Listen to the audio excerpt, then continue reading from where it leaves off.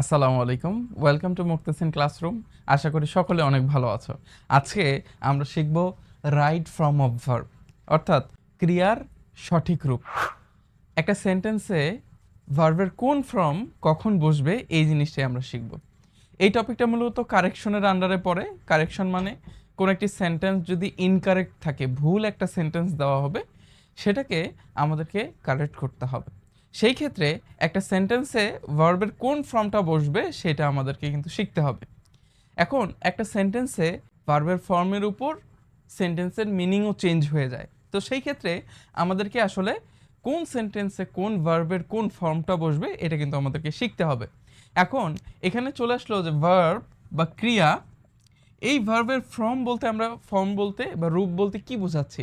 আমরা কিন্তু সবসময় V1 V2 V3 এগুলো কিন্তু বলেই আসছি বা শিখে আসছি। এগুলোও এক একটি ভার্বের ফর্ম, V1 V2 V3, অর্থাৎ কি কি? একটা হচ্ছে প্রেজেন্ট ফর্ম, একটা পাস্ট ফর্ম, একটা পাস্ট পার্টিসিপল ফর্ম।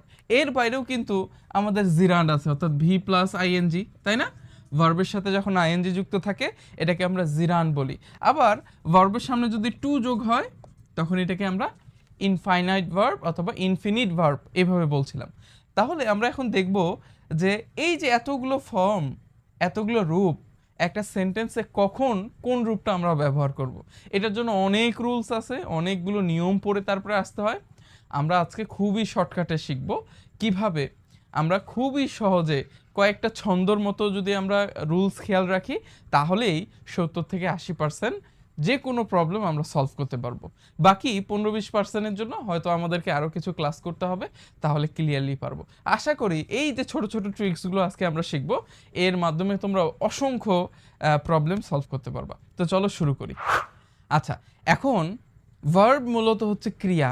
এখন ভার্ব অনেকগুলো একটা সেন্টেন্সে থাকতে পারে, অথবা আমরা বিভিন্ন সময়ে বিভিন্ন কাজে বিভিন্ন ভার্ব ব্যবহার করি। যেমন খেলার সময় প্লে, কিছু খাওয়ার সময় ইট, কাজ করার সময় ডু ইত্যাদি। এগুলো হচ্ছে এক একটা ভার্ব।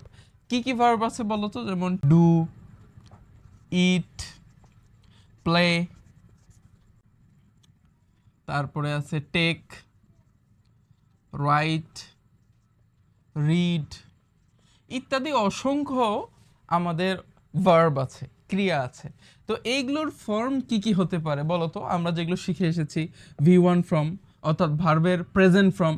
যেমন ধরো টেকের কথাই কল্পনা করো, টেক কোনো কিছু নেয়া, তো এটাকে বেস ফর্মই হচ্ছে মূলত টেক। এরপরে V2 অর্থাৎ পাস্ট ফর্ম। পাস্ট ফর্ম আমাদের হচ্ছে টুক।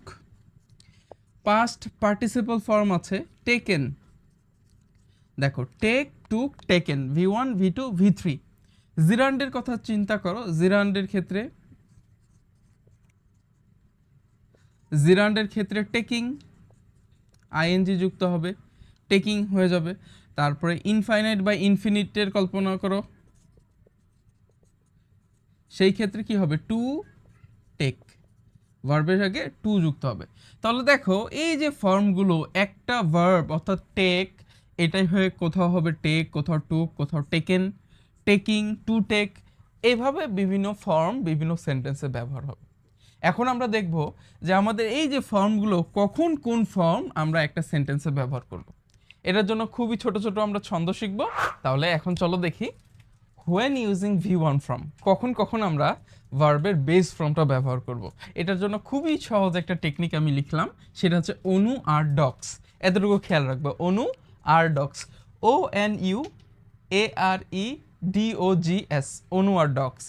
এই যে লেটারগুলো, এগুলো মূলত এক একটা লেটার না, এই প্রত্যেকটা লেটারের পাশে একটা করে ওয়ার্ড যদি যুক্ত করি আমরা, ধরো ও দিয়ে হচ্ছে অফেন, ওতে অফেন, এনতে নর্মালি, ইউতে ইউজুয়ালি, এতে হচ্ছে অলওয়েজ, আরতে রেগুলারলি, ইতে এভরিডে, ডিতে হচ্ছে ডেইলি, ওতে অকেশনালি, জিতে জেনারেলি, এসতে সামটাইম।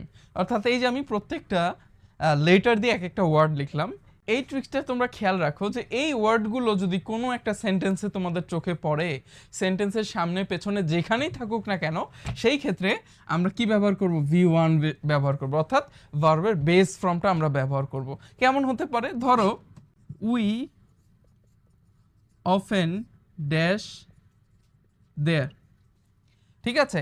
এখন তোমাকে কয়েকটা অপশনও দিল, গো বসবে নাকি ওয়েন্ট বসবে নাকি গন বসবে? ঠিক আছে, উই অফেন ড্যাশ দেয়ার, এখানে গো ওয়েন গান কোনটা বসবে তোমাকে দিয়ে দিল, তখন বলো তো কি বসতে হবে আমাদেরকে? অবশ্যই এখানে আমাদেরকে গো বসাতে হবে। কি বসাতে হবে? গো। কেন গো? কারণ এই যে অফেন শব্দটা এই সেন্টেন্সের মধ্যে আছে। কি আছে? অফেন। আর এই অফেনটা এই যে ও অর্থাৎ অনু আর ডগস, এখানকার মধ্যে ও দিয়ে হচ্ছে অফেন। এই অফেন কোনো সেন্টেন্সে থাকলে অবশ্যই এখানে যে ভার্বটা থাকবে সেটা আমাদেরকে V1 ফ্রম বা বেস ফ্রম বসাতে হবে। ঠিক আছে, খুবই সহজ একটা ট্রিক্স না? তাহলে তোমরা এগুলো খাতায় টুকে নাও যে কোন কোন ওয়ার্ড যদি কোনো সেন্টেন্সে থাকে আমরা V1 বসাবো। এখন আমরা দেখব যে কখন আমরা V2 অর্থাৎ ভার্বের পাস্ট ফর্ম ব্যবহার করব। দেখো এটার জন্য ট্রিক্স হচ্ছে ইফ ইয়েলো লালা। ঠিক আছে, হাস্যকর মনে হলেও খুবই মনে রাখার মতো সোজা একটা ট্রিক্স। IFYALOLA, এই জিনিসটা খেয়াল রাখলেই হবে। ঠিক আছে, তো এটা একটু মনে রাখার জন্য এই এলএটা একটু বেশি যোগ করছি। যাই হোক, ইফ ইয়েলো লালা যদি মনে রাখো তাহলে এটা দিয়েই তোমরা খুব সহজে কোথায় কোথায় V2 অর্থাৎ ভার্বের পাস্ট ফর্ম ব্যবহার হবে সেটা আমরা দেখে নিব। দেখো আই দিয়ে মূলত দুইটা ফেজ মনে রাখতে হবে। ইট ইজ হাই টাইম, এই সেন্টেন্সটা আসতে পারে কোথাও যদি কোনো সেন্টেন্সে ইট ইজ হাই টাইম এটা দিয়ে শুরু হয়, অথবা আই উইশ দিয়ে সেন্টেন্সে কোথাও লেখা থাকে আই উইশ অথবা ইট ইজ হাই টাইম।